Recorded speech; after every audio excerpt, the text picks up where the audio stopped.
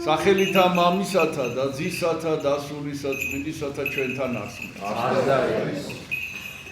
დღეს საკითხს სახარებაში აღწერილია შემთხვევა, როგორ შევიდა იესო ქრისტეს სინაგოგაში და როგორ შეხვდა მას მოხუცი ქალბატონი, ასაკოვანი ქალბატონი, რომელიც 18 წელი იყო უძლურებაში. ეს იყო წელში მოხრილი, ესე იგი ვერ სწორდებოდა, ესეთი სნეულება ჰქონდა და იესომ ესე იგი პირდაპირ დაუფიქრებლად უთხრა, რომ განკურნებულია იგი ამ სნეულებისაგან და ეს ქალი დასწორდა წელში 18 წლის შემდეგ. ამაზე რა თქმა უნდა ფარისევლებმა და უხუცესებმა დიდი საყვედური გამოთქმეს, რომ როგორ შეიძლება შაბათს კურნების აღსრულება, როგორ შეიძლება შაბათს რაიმეს გაკეთება საერთოდ. და ამაზე რა თქმა უნდა იესომ გასცა პასუხი. მაგრამ მე ყოველთვის მქონდა ასეთი შეკითხვა. არ შეიძლებოდა რომ ერთი დღე დაეცადა უფალს. ან მანამდე განეკურნა, ან მერე განეკურნა, ან დაემახსოვრებინა ეს ქალი და მაინდა-მაინც შაბათს არ განეკურნა, ხო იცოდა რა მოყვებოდა ამას. ხო იცოდა როგორი შფოთი მოყვებოდა ამას. აი რატო არ შეიძლებოდა რომ ერთი დღით გვიან განეკურნა მაგალითად. თქვათ არ იცოდა ეს ქალი. ერთი როგორ არ იცოდა უფალმა ყველაფერი იცის, მაგრამ თქვათ, შეხვდა და აი მეორე დღეს დაიბარებდა ან რაღაცა და განკურნავდა. რატო არ შეიძლებოდა ამის გაკეთება? ხო და პასუხი აქვე არის. რატო უნდა გაეკეთებინა ეს? აი რატო უნდა გადაედო თუნდაც ერთი დღე, თუნდაც ერთი საათი ეს ის სიკეთე, რომლის გაკეთებაც იმ წუთას შეეძლო. იმიტომ რომ უფალი უამრავ სიკეთეს აღასრულებდა. იონე მახარებელს უწერია, რომ ყველაფერი რომ დაიწეროს, რაც იესომ სიკეთე აღასრულებდა, სასწაულები მოახდინა, დედამიწა ვერ დაიტევს ამ წიგნებს. და აი აღასრულა ეს სიკეთე. რა დასკვნა შეგვიძლია გავაკეთოთ დღეს საკითხული სახარებიდან. საქმე ის არის, რომ იესოს ამ ფარისევლებმა ბრალი დასდეს იმაში, რომ იგი ჯულს არ ღვევს. და სინამდვილეში აი არის აი ყველაზე მნიშვნელოვანი რამ.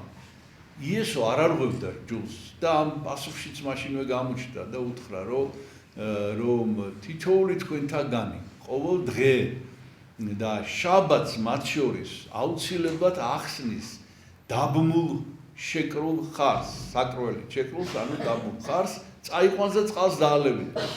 და ეს ქალი 18 წელი ეშმაკს ყავს შეკრული და რატო არ შეიძლება შაბათს რო გაკეთდეს ეს? თუ ხარის ახსნა შეიძლება. ანუ ჯულს არ არღვევს იესო. აქ თავარი სხვა რამეა. აქ თავარი ჯული კი არ არის. აქ თავარი ის ჯულია, რომელსაც ეს ფარისევლები და ადამიანები აწესებენ საერთოდ. იმისათვის რომ ადამიანებმა ამ ფარისევლებს კონდეთ გავლენა სხვა ადამიანებს. და ისეთ აბსურდამდე მიდიოდა საერთოდ ეს შაბათის უქმე, დღესაც სხვათა შორის ესეა, ესე იგი ებრაელები, იუდევლები ლივჩი რო შედიან, ამ ღილაკის დაჭერაც კი მუშაობა თითვლება და სპეციალური ლივტები არსებობს, რომელიც ყველა სართულზე ჩერდება. შაბათის ლივტები, ესე ქვიათ. მართლა ვამბობ ამას, ეს ნამდვილად ესეა.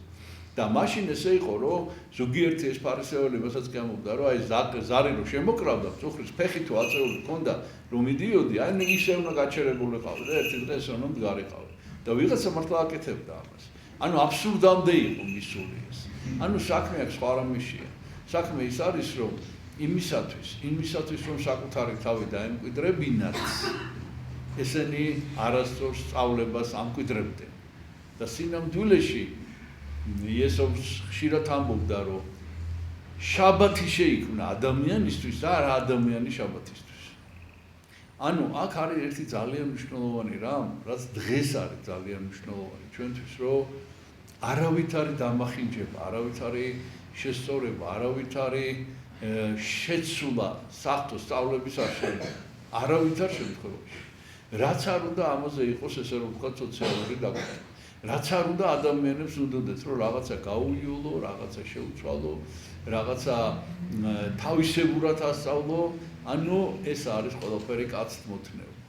და იესო ერთ-ერთი მთავარი, რასაც ამკვიდრებდა, რომ ადამიანის საამებლად საფრთხო ჟული შეცვლა არ შეიძლება. აი ვითომ საფრთხის ჯული იყო ის რომ შაბათს არ უნდა გაეკეთებინა არაფერი სინამდვილეში ეს არ იყო საფრთხის ჯული ეს იყო ადამიანის მოგონილის სწავლება და არავითარ შემთხვევაში ამას იესო არ დაეთანხმებოდა არ შეასრულებდა და არც ანგარიშს არ გაუწევდა პირიქით სწორედ ეს იყო მისი მიზანი რომ იმხილებინა ეს და ჩვენთვის მოეტანა და მოეწოდებინა სწავლება სუფთა სახით ყოველგვარი დამახინჯების გარეშე და აქ არის ერთი კიდევ ძალიან მნიშვნელოვანი მითითება სახარების ამ ადგილას რომ აი ჩვენ როგორ გავაკეთებთ ეს ჩვენ როგორ მივხვდეთ ამას და ეს სწორედ აქ არის ძალიან მნიშვნელოვანი ის რომ ქრისტიანობა არ არის მონობა ქრისტიანობა არის გააზრებული თანხმობა საღვთო სწავლებაზე რომ ჩვენ ადამიანებმა აუცილებლად კარგად უნდა შევისწავლოთ საღვთოს ჯული რომ შეგვეძლოს შეფასების გაკეთება რომ შეგვეძლოს რომ მივხვდეთ სად ირღვევა იგი და სად არ ირღვევა ანუ ჩვენ ბრმად კი არ უნდა დავემორჩილოთ კანონად ჩვენ უნდა გავიაზროთ და ისე უნდა მივხვდეთ ისე უნდა დავეთანხმოთ გააზრებულად ჩვენი გონებით ჩვენ თვითონ უნდა მივიღოთ ამაში მონაწილეობა ეს არის დღევანდელი სახარების მთავარი შინაარსი მე ვთქვა დაგლოცოთ ჩვენთან არსებობს არს დაიწყოს